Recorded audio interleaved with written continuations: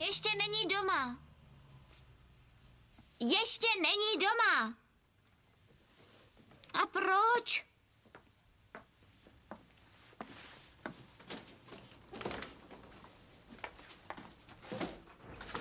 Říkám, že ještě není doma, pitomče. Já vím, je tady. Michael, vylez odtamtud. Nemůže, je v bezvědomí. Jak může být v bezvědomí? Měl malou nehodu. Jdu pro tátu. Ne, nechoď, jenom jeho pomoc zvednout. Kde to jsem? To je dobrý, synko, už jsi doma.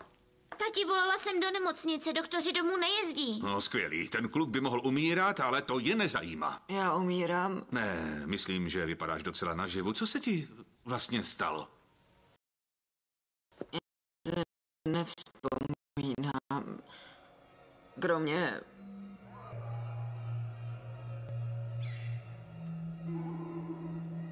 Connie a já jsme šli do té vyhořelý vily.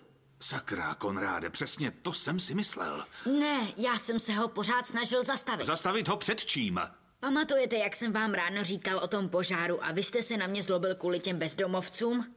No, on to chtěl taky vidět. Tak jsem mu řekl, že až po škole. Doufal jsem, že zapomene, ale během výtvarky to zase začalo. Co zase začalo? Že půjdeme k tomu požáru. Když jsme tam přišli, jednoho z nás napadlo, že se podíváme dovnitř. Ale já jsem pak řekl, hele, to je sebevražda. A on řekl, jsou tam lidi. A já řekl, já jdu pryč. Ale když on nešel, tak já taky ne. Dostal se až do okna a něco viděl. Ale co to viděl? Já si to nepamatuju. Chudáček. Je to těžký případ amnézie. Ty máš ale štěstí. Prožil si nějaký velký úlek. Lidi platí za takový pořádný úleky v kině, pěkný prachy a ty jsi to měl úplně zadarmo, veď? Zatím ahoj, Konráde. Přijde zítra do školy? Samozřejmě.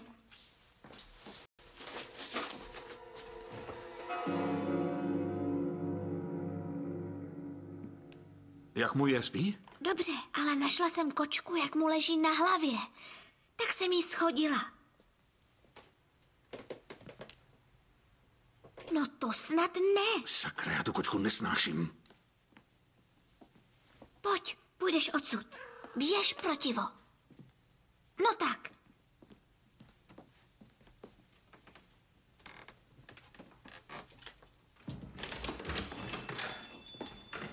Dobrý. Nevadí, že jsem se stavil dřív, než začne škola? Kvůli tomu včerejšku se cítím trochu blbě, i když to nebyla moje chyba. Proč se vůbec ptáš? Už jsi uvnitř. No, ale klidně. Jak mu je? Už dobře. Za chvíli tady bude. Dej si toast. Ne, dík. Myslím, že radši zůstanu u hroznu, jestli to teda nevá. Nazdar, Connie. Máme dneska fotbal? No, nazdár. Michaele, kde máš vlasy? Co je s mýma vlasama? Žádný nemáš. Nepanikář, sedni si sem a... Nech mě přemýšlet. Ale tati... Buď ticha, Suzy. Ta kočka. To určitě ta zatracená kočka. Já ji Ne, roztrhnu. tati, ne, kočko, ne. Ležela mu celou noc na hlavě, že? Nech mě. Vždyť může mít i vsteklinu. Chci se jenom podívat, jestli nemá Mám zadrápavají vůbec nějaký vlasy? Pust mě. Pablo! Moc ne. Abych řekl pravdu, vlastně nic. Tady. Mrkni se.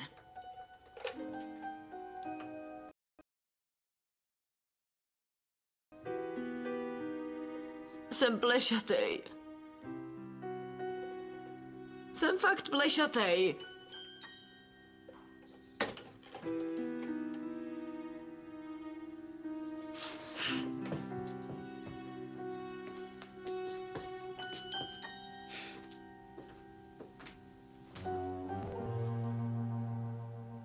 Budou mě taky vinit za tohle?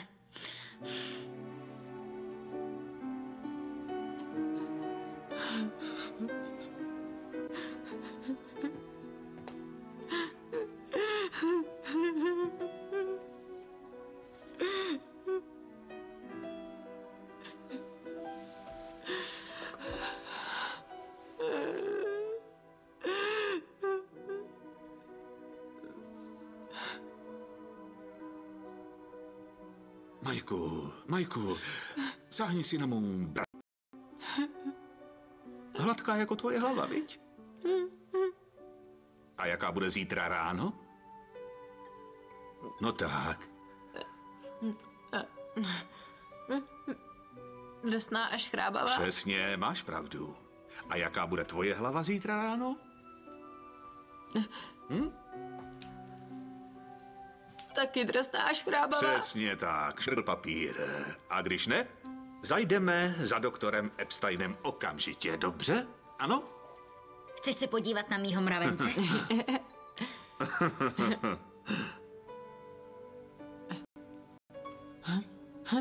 Je mej. Jak by mohl být mrtvej? Před chvílí jsem ho krmil. Doktor Kaufmann, okamžitě na operační sál. Když jste mě viděl naposledy, měl jsem vlasy, pamatujete? Panenko skákavá, nezůstal ti tam ani chloupek, to je hrůza. Kočka mu v noci spala na hlavě. Myslíme si, že od ní mohl něco chytnout. Kočky můžou způsobit vyrážku, mají blechy, kočky můžou přenášet celou řadu nemocí, víš? Takže to způsobila kočka. Tohle nemá na svědomí kočka. Říkáte, že se vylekal, jo? Je to tak, lekl se. To je tím leknutím určitě, no. Lékařsky se to jmenuje herum scarum. Herum co? Scarum, jo. Ukážu vám, co mám na mysli. Takže... Představ si, že tyhle prsty jsou tvoje vlasy. A ten stůl je tvoje hlava. Jo, takže takhle ti visí na hlavě, pevně jako skála. A teď mě, Michaele, pořádně vystraš, no? No tak. Ochu, pořádně mě vystraš. Bav. Ale bav na tebe, ty dělej, dej do toho trochu šťávy. Strašák! Je. Krucina, ty jsi mi ale dal. Viděl jsi, co se stalo s těmi prsty, jo? V jednu chvíli se drží tady na stole a pak jsem se vyděsil a bim, bam, všechny vstali. Hele, to samé se stalo s tvými vlasy. V jednu chvíli jsou tam a pak najednou jsou všechny fuč. To je blbost. Takže mu vlasy znova narostou? Jistě. Jenom jim dejte šanci. Ne, abyste je vystrašili. Musí být šťastný, Žádný stres. Táta si myslel, že je moje hlava fakt prima. Chtěl namalovat sérii nazvanou Plešatá krása. Ale já řekl, zapomeň na to.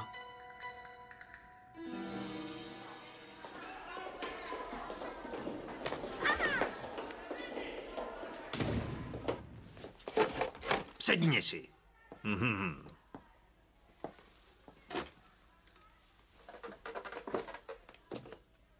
Co je s tvým kamarádem Michaelem? Není ve škole, že? Já nevím, pane. Není mu snad dobře? Já nevím, pane. Má problém, víš to? Ne, pane, můžu už jít? Takže ty nevíš, že ten jeho problém je opravdu legrační, co? Ne, pane, jaký problém, pane?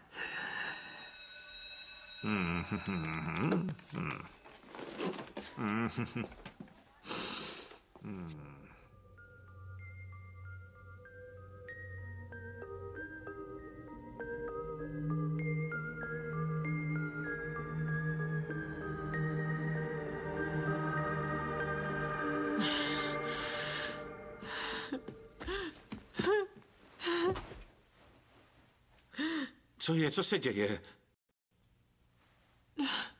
Bože, Majku, co to máš? Jsou 3 ráno. Tati, Co je? měl jsem sen, tati. Šel jsem k tomu, co mě vycilo. Ale zase, tati, já jsem to neviděl. Musím to vidět, táto. Nedělej si starosti, Majku. Příroda je úžasná, zase ti narostou, až bude čas. Chtěl bych, aby tu byla máma. Majku, ona musí prodat dědův dům. Můžu ji aspoň zavolat? Majku, jenom jí přiděláš starosti, ne? Pojď sem, přitul se ke mně.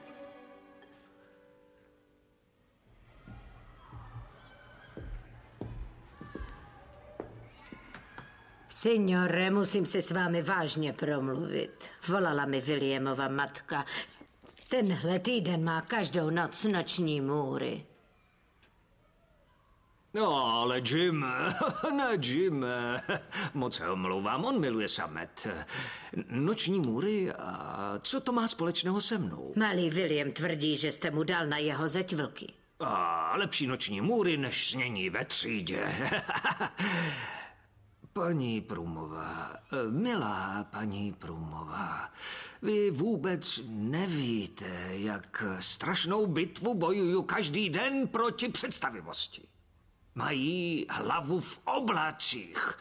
Řeknu jim, ať nakreslí psa a oni kreslí plameny.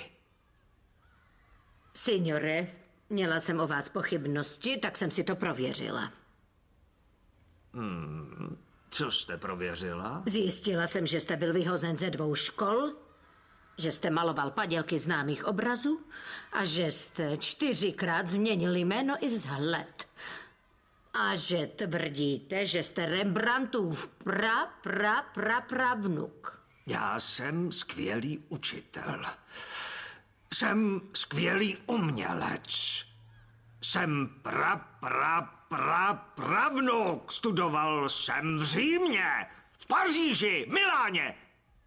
Vy jste tady jen buráci, ignorantský buráci. Myslím, že jste chtěl říct burani. To je jedno, já jdu. Sežerte si ty vaše burany. Běhni, Jimmy.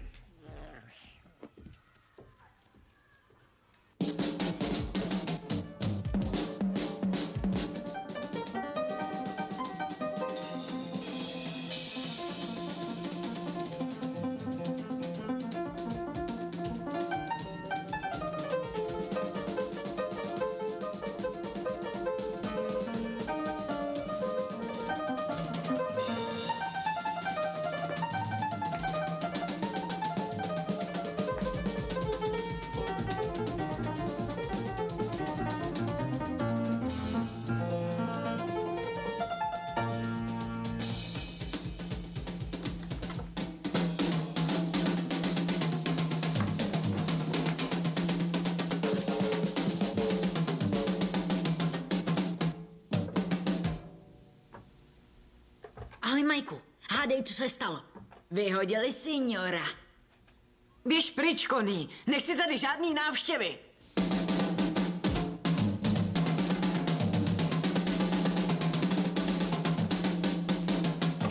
Michaele,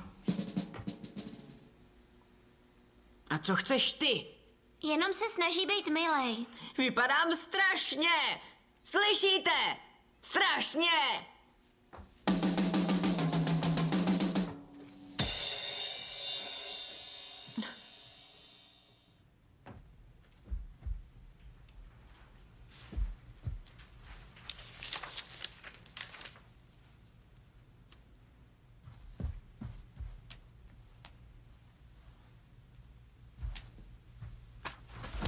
Tak, Suzy, nandej mu to, rychle, rychle. Ne, já nechci baruku. Majku, je to pro tvoje dobro, rychle, nandej mu to. Majku, poslouchej mě. Jenom Ne, mě chvilku je to poslouchej. falešný. Michaele, prosím tě, poslouchej mě.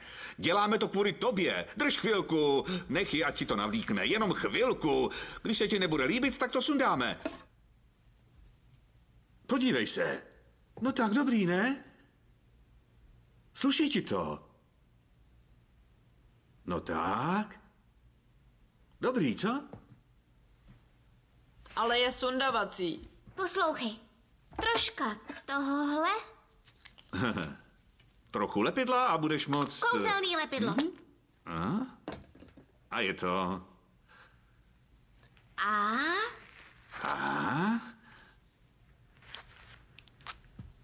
Ukaž mu to. Podívej se do zrcadla. Vypadá to skvěle. Dobrý, ne? Máte pravdu, drží. Jistěže. Pevně jako skála. Páni, drží to. Jsem tak šťastný.